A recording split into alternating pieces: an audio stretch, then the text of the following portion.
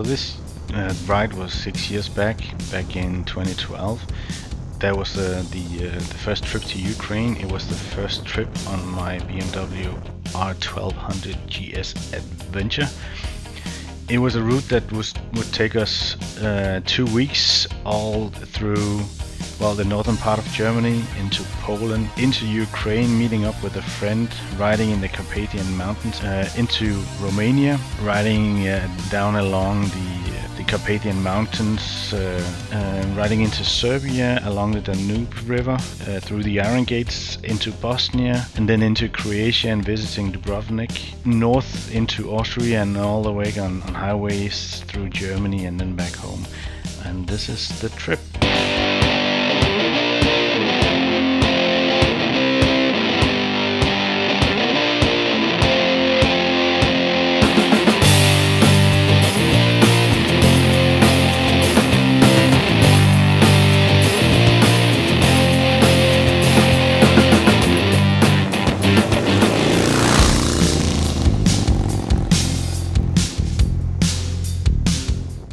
We've planned the first day of riding on highways really just to cover some ground. So we rode the highways in Poland and Germany.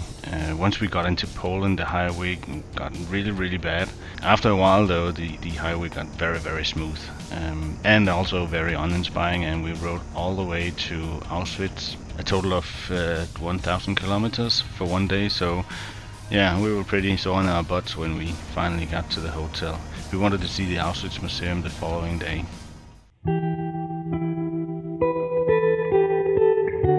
An estimated 1.3 million people were sent to the Auschwitz camps, which consist of Auschwitz I, Auschwitz II Birkenau, and a number of sub-camps.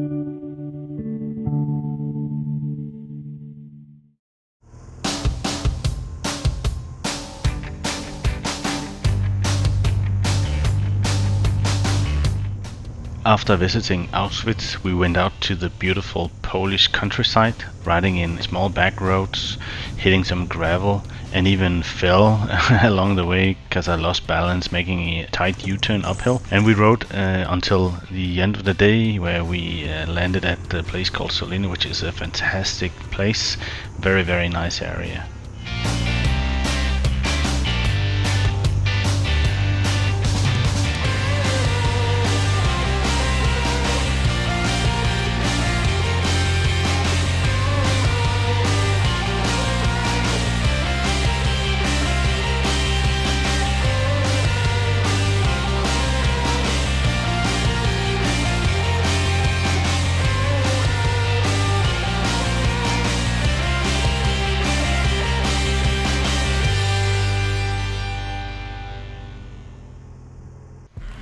Going into Ukraine from Poland, we crossed the border at Krochenko.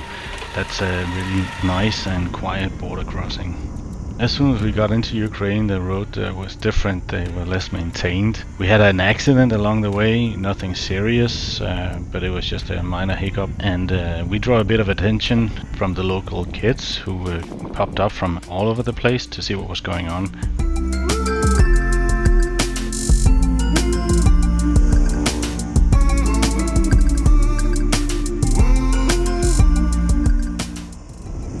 We were heading towards Tustan, the medieval fortress from 9th century, where more than 25,000 items were collected during the archaeological investigation.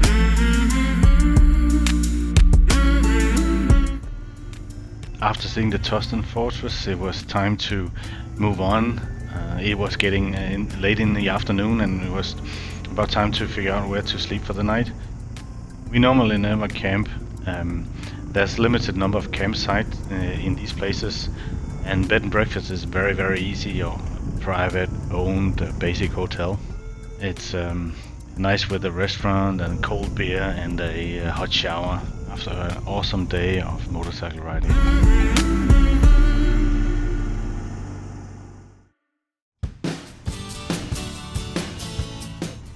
We managed to find a nice bed and breakfast, and we, with all the facilities that we needed, secure parking and all this kind of stuff, and the host made us a very, very nice dinner. The following day the sun was shining and everything was looking fantastic. We rode really, really nice roads, gravel and back roads and larger roads as well.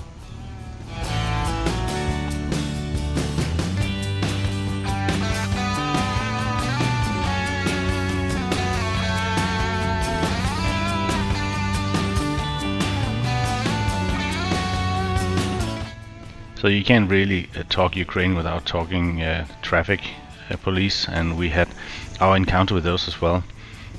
We didn't have to pay anything. They talked to one of my friends who speaks Ukrainian, and I really don't know what was going on.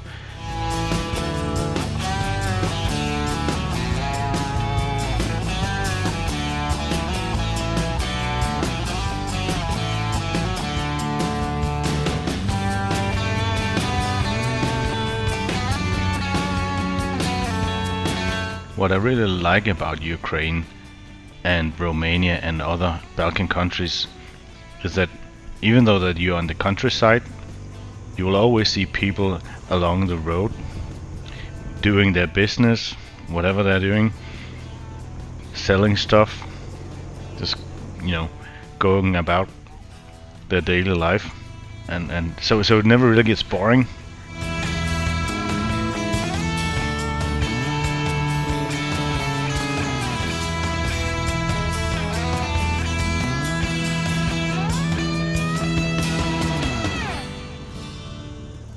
One of the things we wanted to see for the day was the Lake Sinevia, which is a nice recreational area, and the road to and from is very, very nice as well, with lots of stuff going on, people selling stuff and just going about doing their business.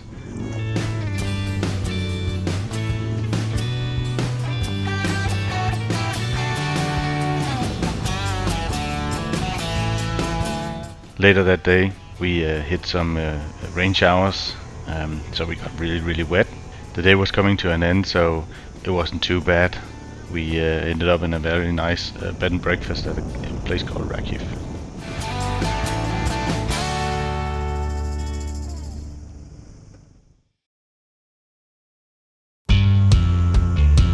The following day we were heading towards the Romanian border.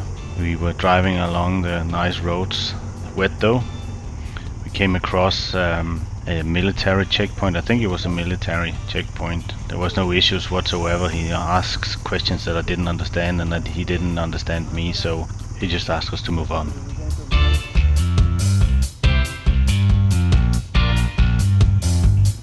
Along the road we passed a place that is claimed to be the geographical center of the European continent, and we just had to take a couple of pictures. We crossed the border into Romania and European Union at the quiet border crossing at the Soletin.